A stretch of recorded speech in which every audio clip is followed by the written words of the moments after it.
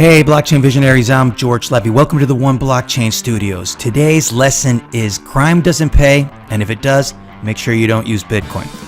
The lessons I'm going to be teaching you here could actually be used for negative purposes. That's not my objective. I'm merely going to be teaching you some quality things about cryptocurrencies and blockchain and why Bitcoin should not be your first choice whenever you're dealing with anything criminal. I want to point out as a disclaimer before any of this happens, I am not endorsing that you do anything criminal. I'm not telling you to do anything illegal. That's not at all my objective. I'm merely doing this to share information with you.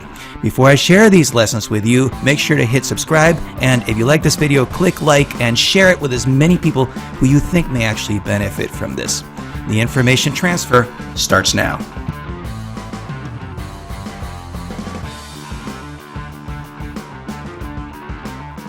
In this video, I want to talk about a recent development that took place. Actually, the Department of Justice announced on August 13th that they actually took down 3 terror finance groups and locked down their full cryptocurrency holdings. I'm doing this intentionally just to put out the impact that cryptocurrencies have. And in the process, I want to talk to you about the fact that many people think that cryptocurrencies are used for illegal activities. People think, well, Bitcoin is anonymous. They feel that if you use Bitcoin, you're able to get away with, doing illegal things. The purpose of this lesson is to actually share with you why Bitcoin and cryptocurrencies, for the most part, are actually a very terrible choice if you actually want to be involved in anything illegal such as money laundering, or you want to be able to sell drugs, or you want to do anything that you really don't want to be tracked for. So specifically what I'm going to point out to is right now this is an announcement for the United States Department of Justice where they're talking about the global disruption of 3 terror finance cyber-enabled campaigns. This was the largest cryptocurrency bust that they had ever done.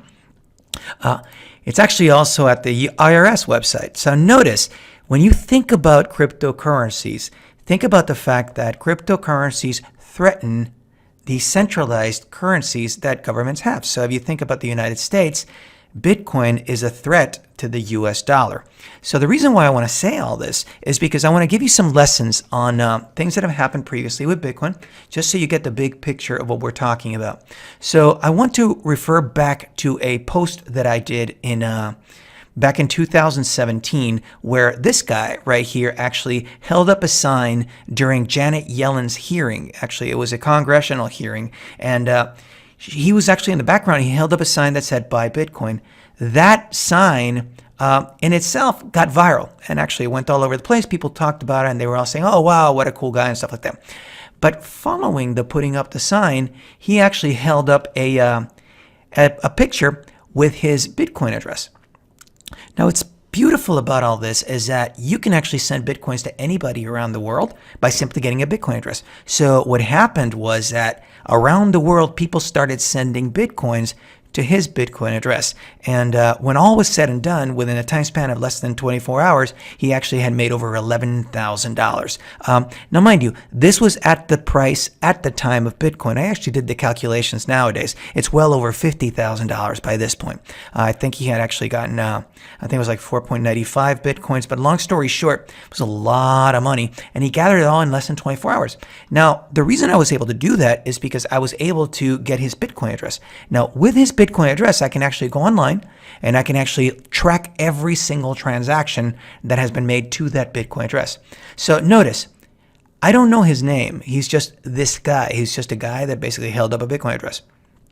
But the moment that I can get his Bitcoin address, I can put 2 and 2 together. I can know that he controls this Bitcoin address. And because I have a full record of every single transaction that has been sent to that Bitcoin address, I can know how many Bitcoins he has received to that address. Now notice, if you see right now, it's over 7 Bitcoins that have been received there. At the time of this, which he held up the sign, he had only received about 4.95, I think was the amount of Bitcoin that he had received. But the point is, till today, he's still receiving Bitcoins to that address. So you see here, just as recently as 2018, he was still receiving Bitcoins. And right now, if you want to send some Bitcoin, just send Bitcoins to that address and he'll receive it.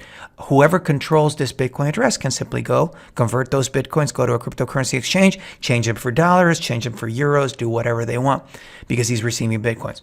Now, the objective of this lesson is to teach you that, number one, there's no such thing as anonymity when you're dealing with Bitcoin.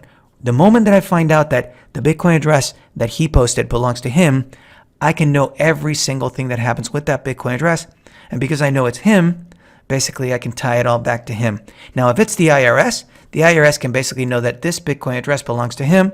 If he sells those Bitcoins, the IRS is going to want their cut, right? So when you think about using cryptocurrencies, you need to understand that you're really not anonymous. You're basically your Bitcoin address. So let me take you a little bit further back, and I'm going to talk about Silk Road. Silk Road was an online marketplace, and it was very, very active between the years 2011 to 2014. In 2013, the FBI moved in, and they shut it down. Now, Silk Road, when it was out, touted itself as an anonymous marketplace. And they sold all kinds of drugs. They actually sold all sorts of things. In fact, you could actually find some illegal things. Some people say you could actually buy guns. I never used Silk Road. I'm glad I didn't, and I'm going to tell you why. Not just because I didn't want to buy drugs illegally, but because of the fact that people fell under the impression that you could buy anonymously, and by paying a Bitcoin, nobody would know who you were. So this is part of the dark web. There's a part of the web that people normally don't access, and you need to be able to use Tor and some other sort of protocol to be able to hide and go into the dark web. Now, Silk Road was hidden away from the general population, and furthermore, they had the opportunity for you to pay using Bitcoin, so you didn't have dollars to leave a trace behind you when you were buying drugs. Here's what's funny. The founder of Silk Road, or the person behind Silk Road, went under the pseudonym Dread Pirate Robbers. So the key point I want to tell you is that Silk Road was a big, big deal, and a lot of people used Silk Road to buy drugs because they thought they were anonymous. But here's the thing, it wasn't anonymous, because the moment you can pin a Bitcoin address to a person, you can simply identify who owns that Bitcoin address. And guess what? The FBI was able to track the Bitcoin addresses and pin them down to Ross Ulbricht. And Ross Ulbricht was actually the Dread Pirate Roberts. And it was actually a very, very easy thing once the FBI tracked who the owner of the Bitcoin address was. They basically put two and two together, and they pinned the whole thing on Ross Williams Ulbricht. So here's what's fascinating about it.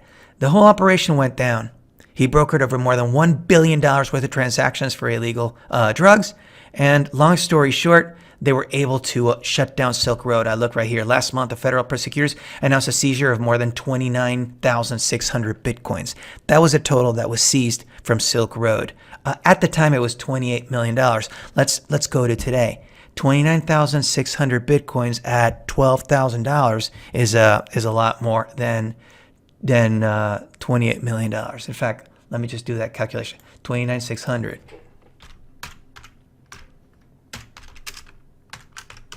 And let's make it at just 12,000. So we're actually looking at $355 million worth of Bitcoin. So times are changing. Bitcoin appreciates fast. But key points that I want to point out to you is that Ross is serving life in jail with no possibility of parole. And during the COVID pandemic, he's not even given the opportunity for visits. So he's not allowed to receive visits. He has no parole, and he's basically completely separated from the world because of being the creator of Silk Road. Now, the thing about Silk Road that's so fascinating is that Silk Road was the biggest case proving the success of Bitcoin as a payment mechanism. It became a global marketplace where people could just pay using Bitcoin and people could just buy drugs. Now, mind you, if they would have sold legal stuff, it might not have gone that way.